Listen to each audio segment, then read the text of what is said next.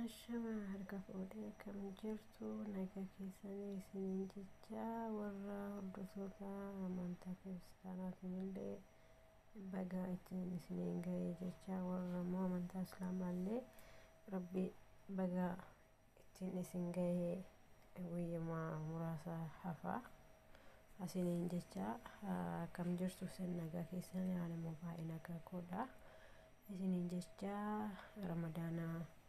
Ramadaanni kun akkami waa baay'ee nama horata akkamitti dabarsitan hordoftoonni kiyya akkamii garuu gara kiyyaan baay'ee tokko baay'ee waan gaariidha alhamdulillah namoonni kaayyaa kana keessa ta'ee yeroo kamiyyuu waan keerii keessan dalagatan rabbiin soomana keessan illee rabbiin isinirraa olaa fuudhu hunduma keenya rabbiin warra soommate hundumaa rabbiin argite warra dhukkuba adda addaatiin soommateen illee hundumaa jechuudha rabbiin irraa haqee baluu isiniin jedha baay'ee ramadaana milkite isin haa ta'u gara kiyyaan baay'ee tokko haala gammachuun hin dabarse kan immoo karaa fuula rabbiin irraa taale illee rabbiin achitti waan ramadaana kana hagaa dhaqqabatuu dadhabee ramadaana kana keessa amrii ta'e illee rabbiin argite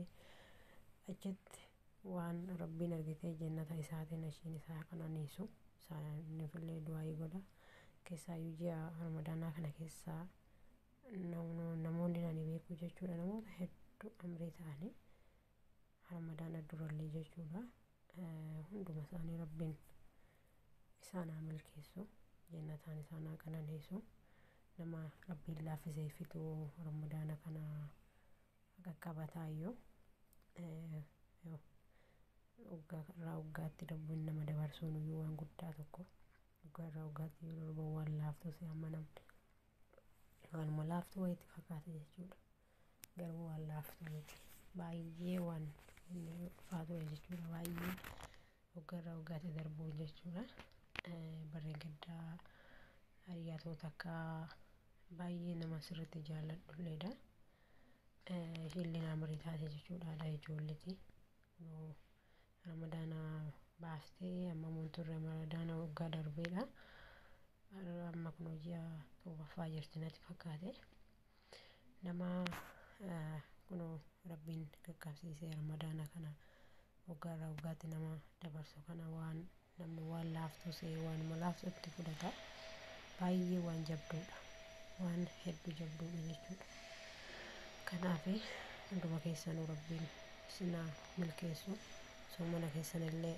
isinirraa olaa fuudhu waan sadaqattan illee rabbiin bira wanti hundumtuu soomanni keessan illee rabbiin bira isiniif haa qaqqabu waan niyyattan niyyaa keessan hundumaa rabbi isiniif haa guutu niyyaa keessan hunduma keenyaaf rabbiin niyyaa keenya nuuf haa guutu namuu waan hedduu waan adda addaa niyyata jechuudha niyyaa isaa waan niyyate hunduma rabbiin isinirraa haa qabalu isinii haa jaallatu namoonni isinis immoo akkasuma du'aa illee walii godhaa du'aayis walii kadhadhaa isiniin jedha baay'ee waan akka gaarii alhamdulillah jennee waan rabbii keenya galateeffannuudha sirriitti rabbii keenya galateeffachuu qabna kana soomana kanaan nu qaqqabsiisuu isaatiif jechuudha kan immoo nu bira taran illee obbolaa keenya rabbiin argite achitti jannataan isaan haa qananiisu rabbiin jannataan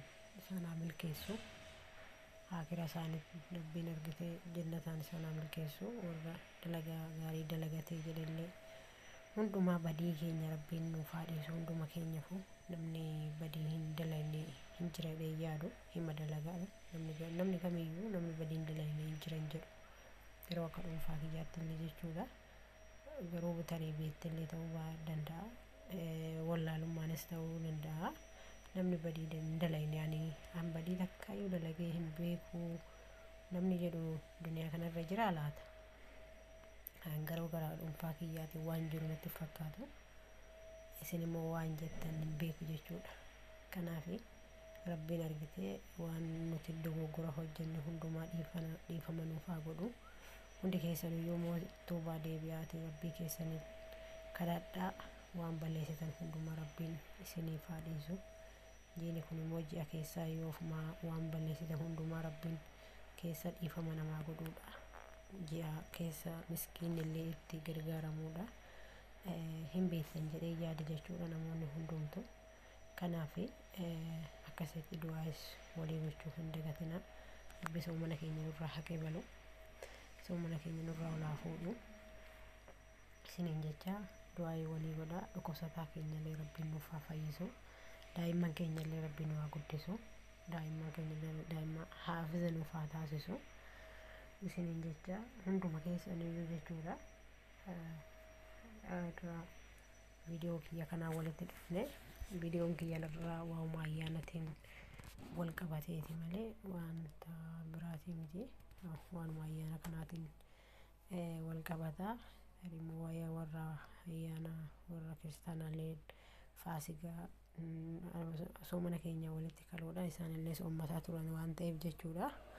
Isiniinis baga isiniin qaqqabsiisee baga isiniin ga'e jechaa atumaan kana fakkaata viidiyoon kiyyaarraa sheer waliif godhaa. Wanti hundummaarraa isinitti dhaabbadhu obboleewwan kiyya du'aayii walii godhaa. Ilmaan Oromoo bakkuma jirutti jechuudha. Kan rakkoo keessa jirullee rabbi rakkoo keessaa haa baasu. Kan beela illee rabbi beela haa baasu. Kan dhoobate illee rabbi dheebuu haa baasu. Kan waan uffatu dhabee daarallee rabbiin argite itti haa uffisu. Isiniin jecha isinis immoo akkasuma gargaarsi keessanis baay'ee waan namatti toluudha. Ji'a ramadaanaa kana keessa kan namoonni hedduu warri qaban hin gargaaranii miskiina akkuma waliin beeknutti jechuudha. Kanaaf warri miskiina bira dhaabattanii miskiina gargaartan illee argite rabbiin sadaqaa keessan akkasitti isinirraa olaa fuudhu. Bakka sadaqattan immoo rabbiin bakka isiniif haa buusu. Isiniin jecha har'a viidiyoon kiyya kana viidiyoon kun immoo akkuma isin qaqqabee ilaaltanii dhiisina sheer waliif godhaa. Wal bira gahaa wal qaqqabsiisaa. Yaada bareedaadha jedhee yaada. Kana fakkaata.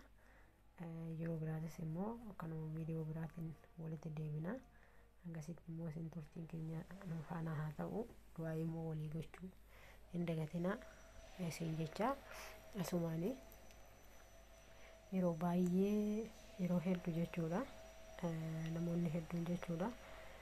Viidiyoo waan tokko waan yaada gaggaarii yaada waan adda addaa qabu kana ilaalaniyyuu beektu. Namoonni baay'een amma yaada hedduu kaasanii haasa'anii yaada hedduu daddabarsan. Garuu immoo osoo viidiyoo kan waan namatti hin tolle wayii ta'e namni irratti dhoobatee viidiyoo san ilaaluuf jaallata bakka maaliif akka ta'e hin beeku.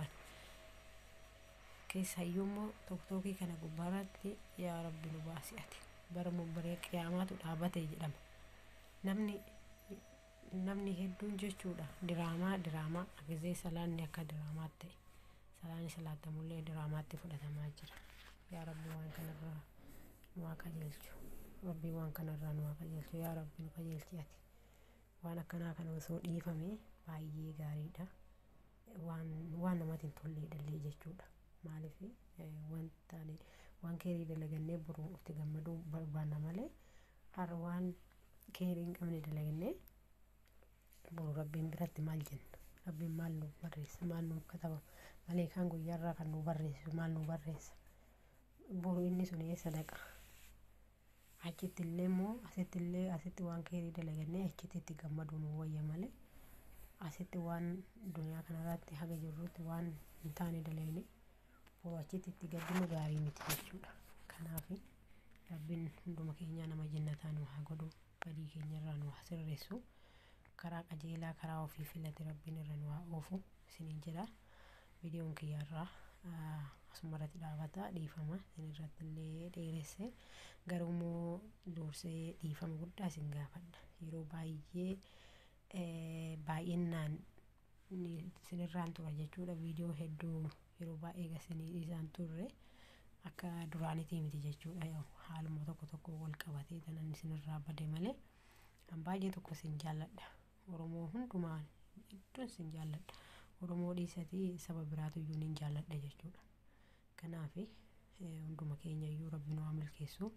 Milkaa'aa nama osoo mana kanallee itti gammadee itti milkaa'in waa taasisu isiniin jedha. Viidiyoon kiyyarraa asumarratti dhaabata. Isinitti dheeressuu kiyyaaf immoo dhiifama isiniin jechaa nagaa keessanaaf jiraadhaa.